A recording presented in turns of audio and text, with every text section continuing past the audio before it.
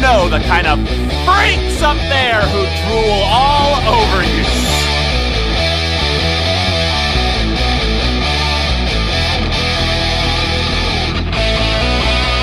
Hi, my name is Spaicy.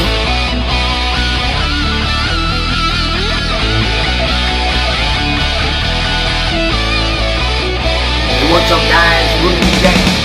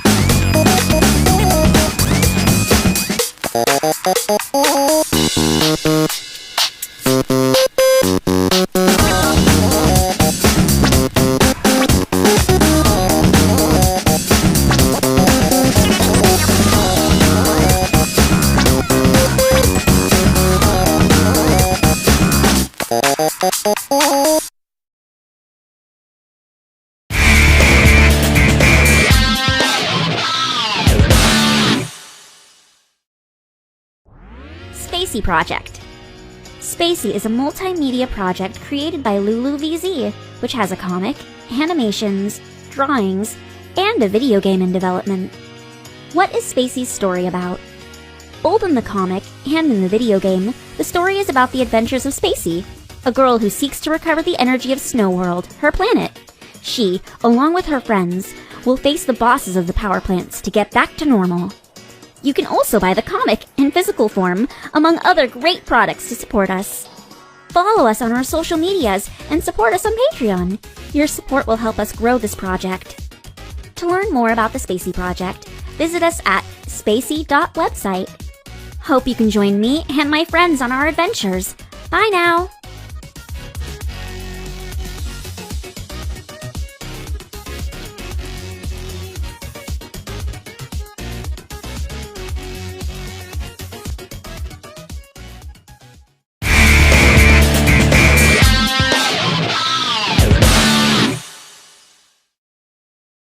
The Snow Worldians are anthropomorphic beings that are segmented into three main features: animals, plants, and minerals.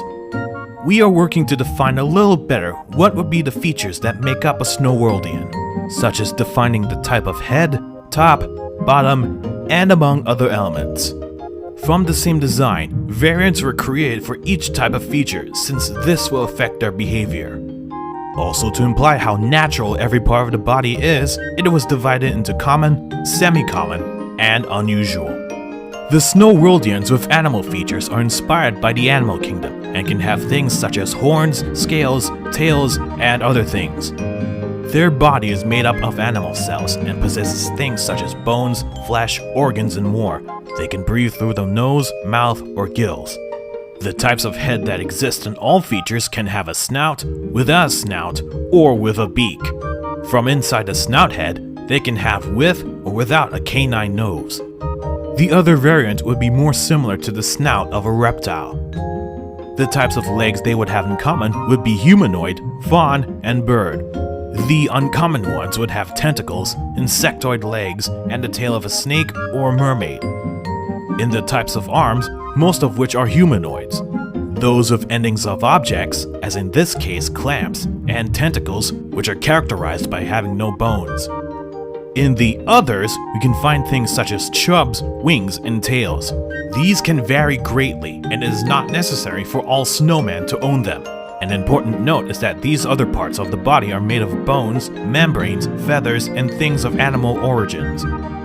Next, we take a look at Snow Worldians of plant features, which are characterized by having plant cells, having an organism capable of breathing through the skin, and making photosynthesis. As for parts of the body, everything is made up of parts from the vegetable kingdom, whether leaves, stems, flowers, roots, and among other things. The type of head is about the same as the snow worldians of animal features. The upper torso is also the same, only with vegetable origins. Having humanoid arms, objects at the end of some arms, which in this case bushes, and completely flexible arms like these spiny lianas. For the bottom half, everything is equal to the previous feature, only from the leg parts of tentacles, these would be roots or some material of the flora. The other parts would have an enormous variety of plants and flowers on their head or body. Finally, we go to the mineral feature, where everything is more rigid than the previous. They are characterized by not depending on oxygen to breathe, but they need special conditions to stay healthy. Parts of the head is exactly the same as animals and plants. From the upper torso, they have humanoid arms, and those with object endings. Flexible arms are not included in this feature due to their materiality. Taking a look from the legs, everything remains the same. With the exception of tentacles, they are impossible to have because of their rigidity. There are certain exceptions to legs, which are made from flexible minerals such as aluminium and mercury.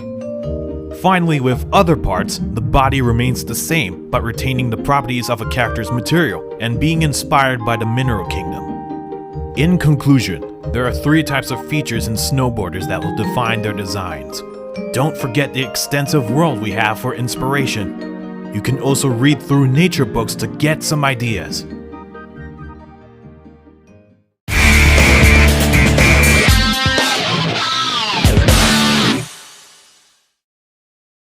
Clothing on SnowWorld. Clothing on SnowWorldians is not as usual as on humans. This is due to the following.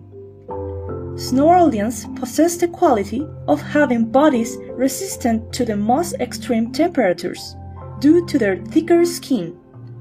This allows them to be protected and no needing to keep warm frequently. Another important aspect is that they don't have modesty as we humans do, since their private parts are hidden under the skin and are revealed when necessary. This was inspired by the reproductive system of reptiles. Also, the great variety of bodies in SnowWorld generates a problem when it comes to standardized garments, since each body is very different. That's why accessories are a better option that can suit more variety of bodies, such as a scarf or a cape. Clothing is often used more as an accessory rather than a basic necessity. Mostly, more elaborate garments are used when going to an event such as going to the beach, a festival, a wedding, etc. But on a daily basis, simple accessories such as gloves, boots, hats, etc. are used. Thank you for your time! See you in the next video!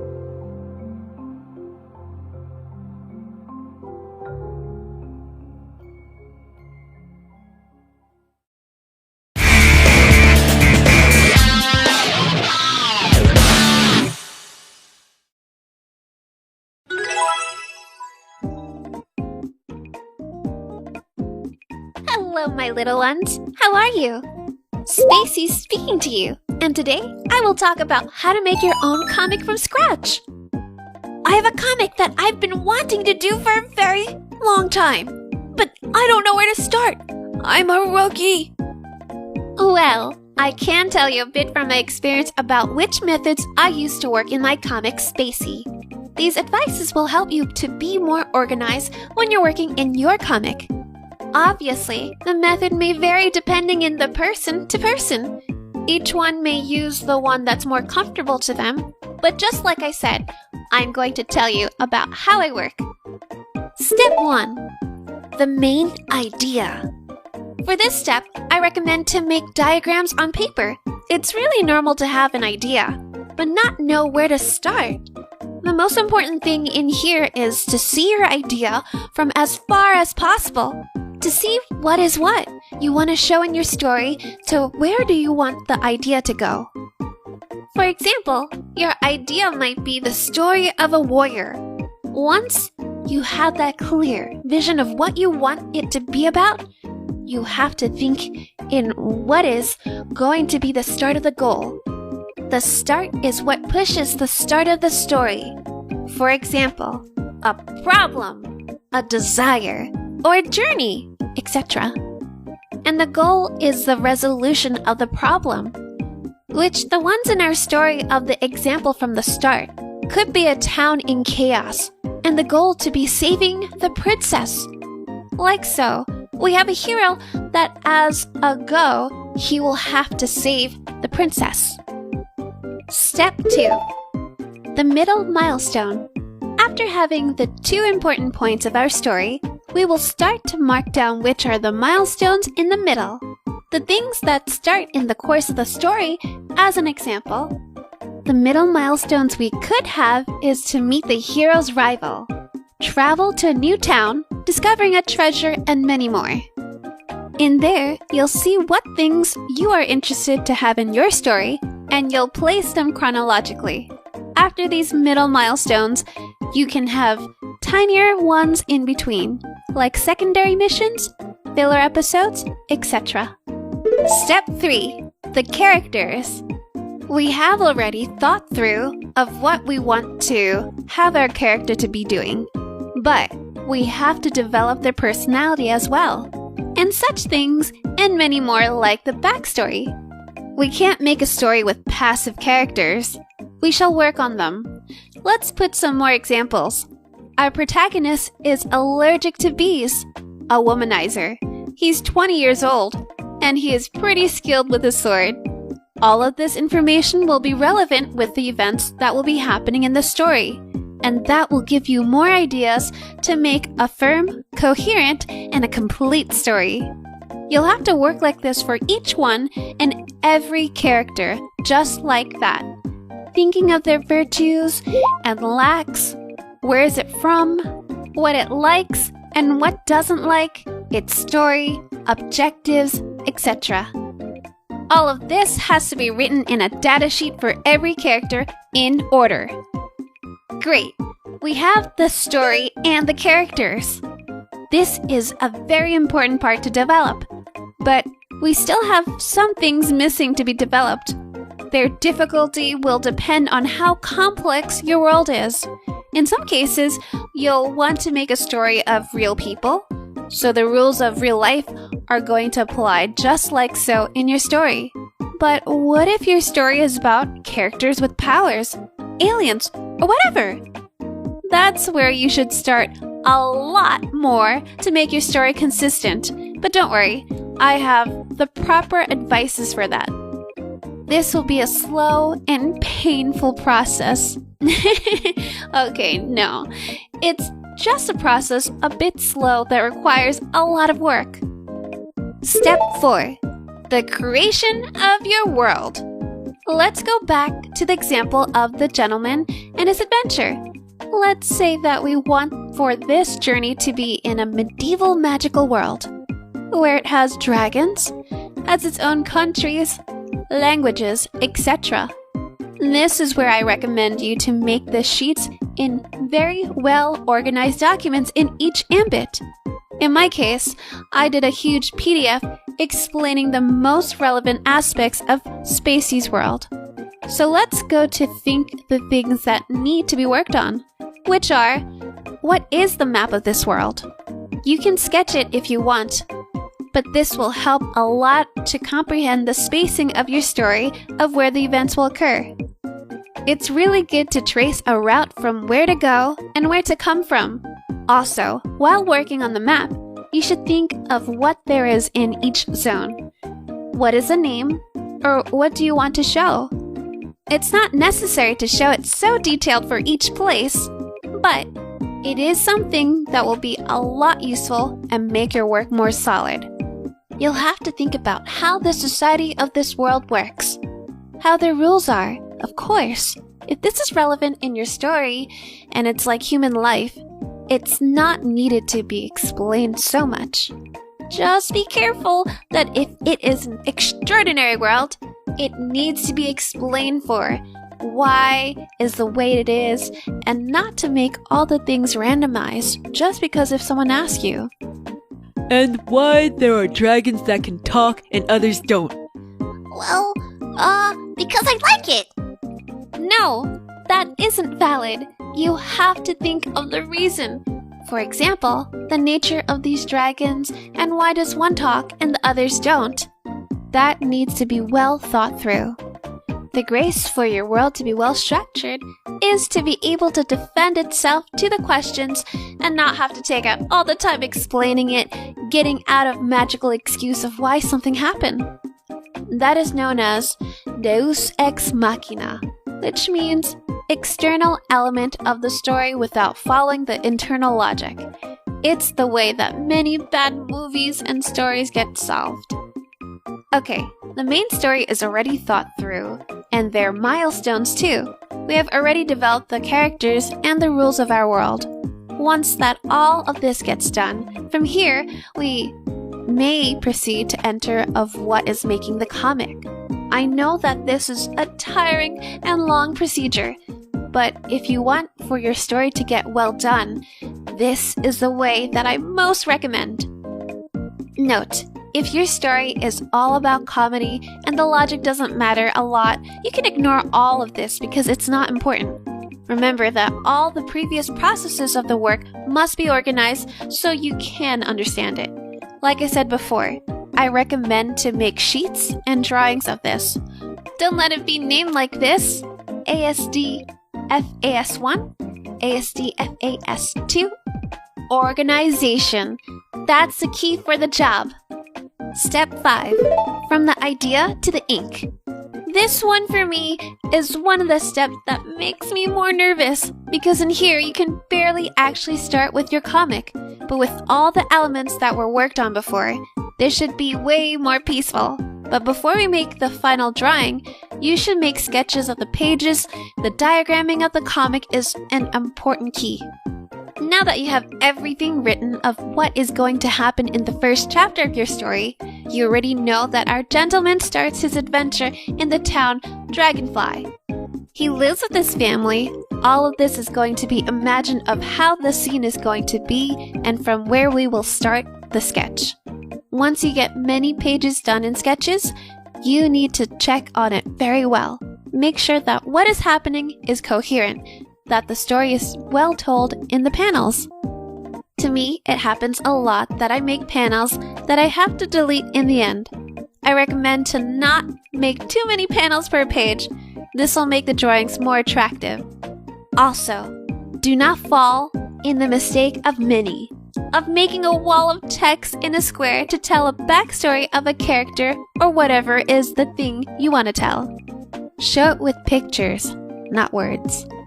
There's a reason of why this is a comic and not a book. With the pure image, we should understand what is happening that reflects a well-done comic. Now, by having a sketch of our first chapter, we're going to check it, looking that the thing we want to portray is being well shown, and then to make sure that the text is legible. If it is a hand-drawn comic, that the letter is clean. If what we're marketing is digital, the same thing applies.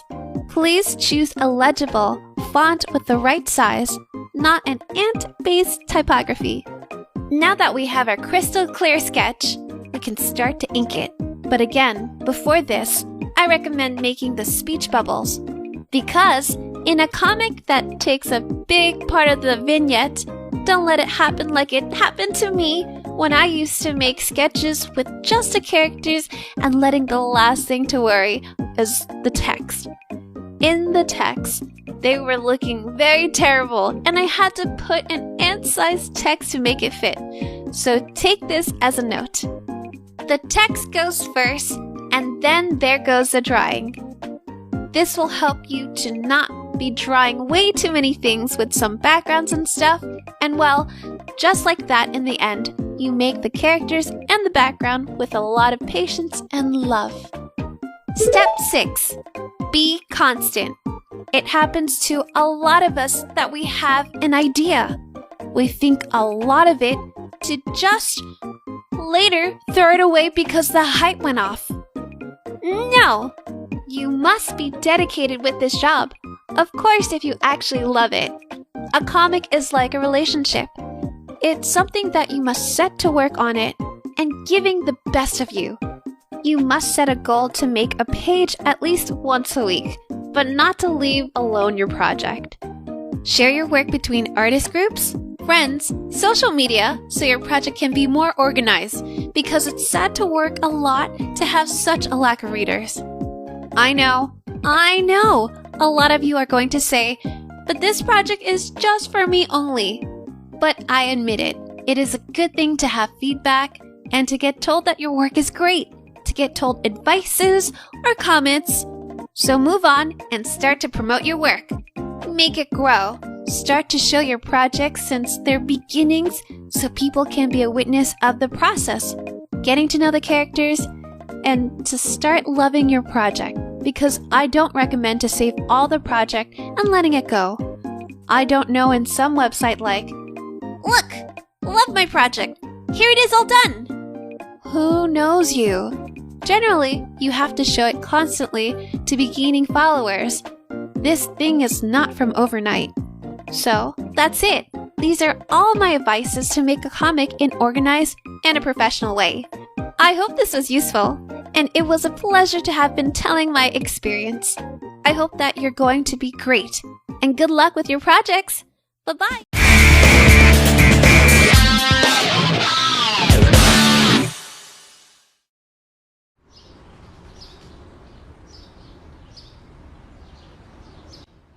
Damn, my family doesn't understand me.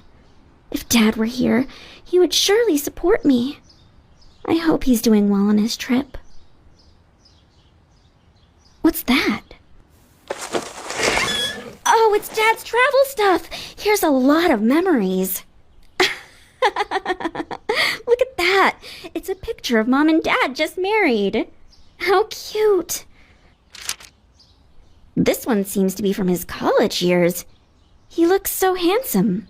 I wonder who's next to him. Eh? A travel journal?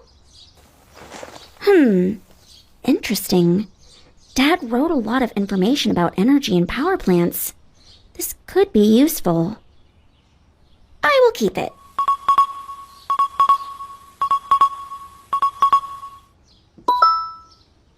There are also many weapons that he made. Oh, I remember he told me about this elastic whip. It can reach long distances without being too bulky. Ah, and how elastic it is. I wonder what's in this little box here.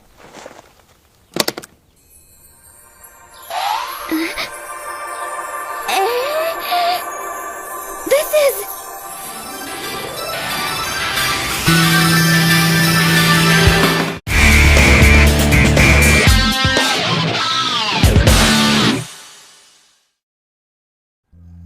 Hello guys! Here today is Loulou Valenzuela to make you a short tutorial about how to animate in Clip Studio Paint, okay? First of all, I'm sorry for my bad English, that's not my native language, but I will do my best. So first, you need to go to File, New, here on Animation, you go to the canvas size. For example, I got this number, and frame rate I got 12. Okay, that's okay. Play by time 10. Okay. So I got this canvas, and now I need my timeline. I go to Window, Timeline. Okay. I put here on the bottom, and now I have this. I have my space to for animations. So here on the layer I got my animation folder, that in here will be all my drawings. Here I can make, for example, a circle, okay, and that's my first drawing. But I need to put this drawing into my timeline. So how can I do this? I need to make a new animation cell. Here is my first circle. So I made a new one, That's the 2 one. And here I got this number. Remember guys, this is really important. The number here need to be the same on here. So this need to be connected, you know? Okay, so I want to continue my animation and I put the onion skin, other shape. I can make the other shape, okay? And now I will continue with other keyframe. Okay, perfect. And I got these shapes. Okay, I will play and it's like this. Okay, but remember, if you don't have nothing in here, the image will be the same. Like it's the same thing, except if I put a new keyframe in here. And I will be see this. Oh, sugoi ne. Look at that. Wow. It's horrible, but it's an example, okay? Now, okay, I got these things. So what if I want to make this with... I'm gonna make this shorter to see this, okay? See this, okay? Perfect. What if I want to make this with colors and other details? Okay, so I got my number 1 image here, and this one I will make into a folder. A folder, yeah, hi, new folder. Okay, but this folder is called A1A, okay? So no, I need to put this name into 1. Why? Because now I can edit it. And this will be the same on here, okay? It's pretty weird, but it's okay. Okay, so in my folder I can put anything I want. So I have my line art, and I want to make I want to paint it, okay? Whoop.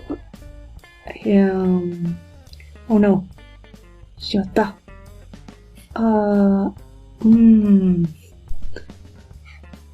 Okay. Don't worry. Here I make my other thing, other layer into the folder and call it 1. Okay, I got my line art, and then I will put my color. For example, this blue. Okay, I got this one. Then I go to the frame 2. Perfect. Here I make this folder. I put this thing into the folder. And now I call it 2. Perfect. Now I can see it. Here I make the other thing. I paint it. And the last one, the number 3. I make this. I put there. I rename it.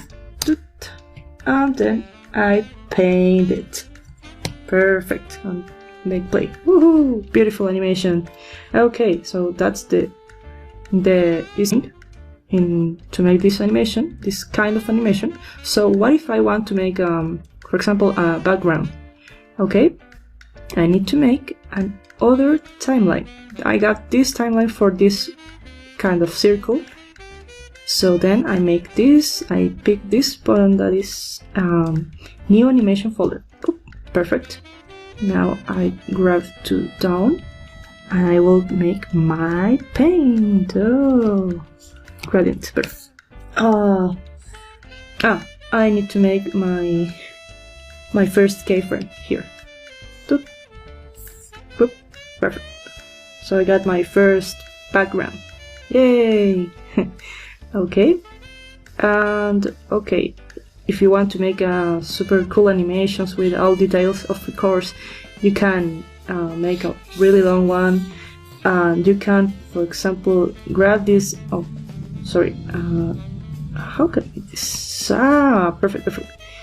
For example, I want to grab this thing. Oh, I can move only grab and drop. And this I put Alt and grab. Boop. And then I got this repeatedly. Okay. Wow. Alt put. Whee! Perfect. Okay. So now I got one layer of animation, then the background, okay? And you can make all layers as you want for your animation.